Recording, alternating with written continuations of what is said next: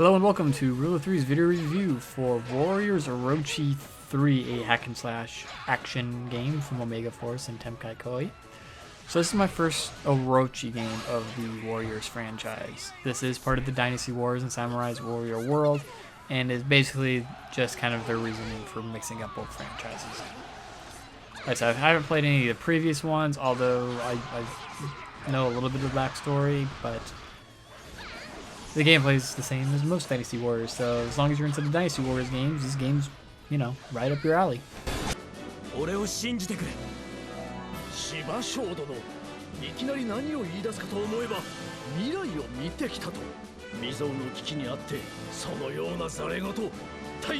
So the story behind Warriors 3 is it takes place after obviously the second game, and they all think, you know, Orochi's, you know, finally defeated and everything's going back to, you know, normal. When that's not the case. A giant Hydra shows up and basically kills everybody but 3 people. These 3 people are saved by, can't pronounce her name, Kaguya, the Moon Princess. And she's like, I'll send you guys back in time. You can save all your friends and bolster your numbers so you can finally defeat the Hydra. And then you go back in time and start saving people and doing different missions and stuff. And every time you do a mission, you get more people to join your team, and you build up friendships and get backstories and stuff. It's a decent storyline on the whole for a mashup game. I really hate time travel with a passion. But you know, I'm not gonna knock it since they do technically kill everybody and then bring them back to life. So I don't know. It's a decent story, you know, it's about as good as you would expect from a Dynasty Warriors game. I don't think it's, you know, amazing, but it holds everything together and gives you a reason to do things. So, that's going for it.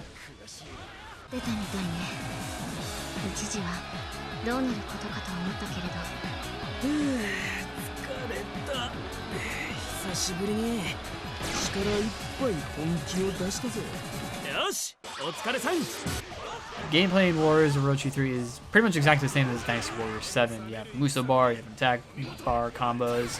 The differences in this one are instead of switching weapons, you switch characters. Each mission you bring 3 characters you want to bring, and you can switch through them by using the back trigger buttons. And you know, go around hacking and slashing, doing objectives, killing enemy officers, and trying to, you know, win the battle. The other big differences are you can do kind of a cool little triple attack by pushing both the back triggers at the same time. It summons all 3 of your characters onto the field. You do bonus damage, and then after a time period, everybody you've touched gets teleported, and then a giant explosion happens. And it does a lot of damage, and the damage is based off of your relationships with the characters. So I'm going to go into that. So, like Dynasty Warriors 7, you do build relationships with the other characters by doing missions with them, talking to them. Just from backgrounds of their own story, and you know, they form friendships, rivalries, hatreds, all that good stuff. Any of that counts, and that affects how much your super triple move does. But it also allows you to get some background stories, some unique weapons and scenes, and some other really cool things. Personally, I like the relationship. It kind of gets you to use all the characters and kind of, you know, find all the hidden relationships between them, and adds a little bit more story to it. But I mean, the problem I have with it also is there's so many characters. Because, like I said, this is a matchup between the Warriors and Samurai Warriors franchise. So there's a ton of them. Plus, there's other characters that are introduced for the Orochi series, apparently. And it's weird. The other difference is, unlike Dynasty Warriors 7, where you switch, like I said, in Dynasty Warriors 7, you switch your weapon types. This one, you're locked down to one weapon. It is whatever weapon they were the best with in that game.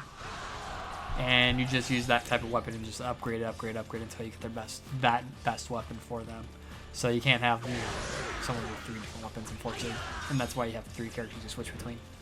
At least that's the way I look at it. Other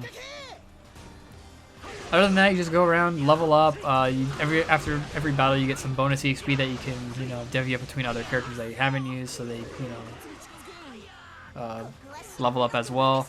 Your Muso attacks, you have your, you know, 2 basic Muso attacks you have, or 3. You have a ground one, an air one, and then a super. That's it. None of the characters have, you know, multiple ones like they did have in Dynasty Warriors 7, where you had a couple you could choose from and, you know, find the one you liked and use the one you like. This one, they only have one type per ground Aaron special. That is it. You can't change that or do that. Once again, morale bar is gone. I always like I always liked that was gone because I don't care about morale. But like I said, that's me personally. What else? Like I said, the triple gauge attack is what it does. It's at the bottom screen. Depends on when you can summon all 3 characters. You can do kind of a combo breaker if a character like knocks you in the air and is juggling you. You can push one of the back buttons to summon another character to do a combo breaker kind of deal with your Muso bar. So as long as you have Muso, you can do that. And it's really just go around and beat the crap out of everybody. And that's where my biggest problem with this game comes in the Dynasty Warriors in general. While I do think Dynasty Warriors is a fun game, it is a fun game in small chunks. Because it is uber repetitive, uber grindy, and ridiculously long, and lots of characters. And that's because it's grindy. And that's my biggest problem with the Dynasty Warriors in any of the Warrior franchise, including Orochi 3. It's just grindy, and doing the same thing and doing nothing else, and just looking at the map and going, okay, I'm going here, kill these guys. Oh, I'm going here, go here, go this. Map done. Next map. Going here, kill these guys. It's always the same bloody thing.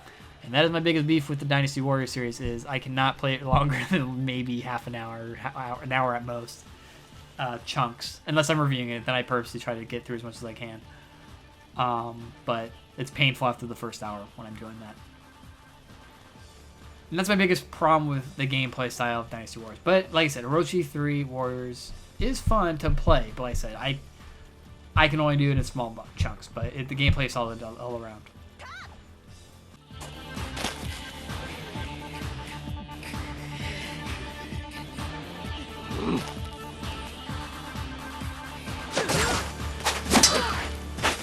So Warriors Orochi 3 is, I think, a good game. Like, it's fun, it's enjoyable, but because of, the natural, way Dynasty Warrior games work, Warriors Orochi 3 is no exception. It is just very grindy, and it's best just played in short bursts when you have nothing better to do and you just want to, feel uber cool killing hundreds and hundreds of soldiers. I'm giving Orochi Warriors 3 a rent verdict, because like I said, I do think it's a good game. But personally, I would not buy it full price. And yeah, that's it. Just as a clarification, this is for the extreme version of the game, which just came out. Orochi 3 actually came out a couple of months, I think almost a year ago.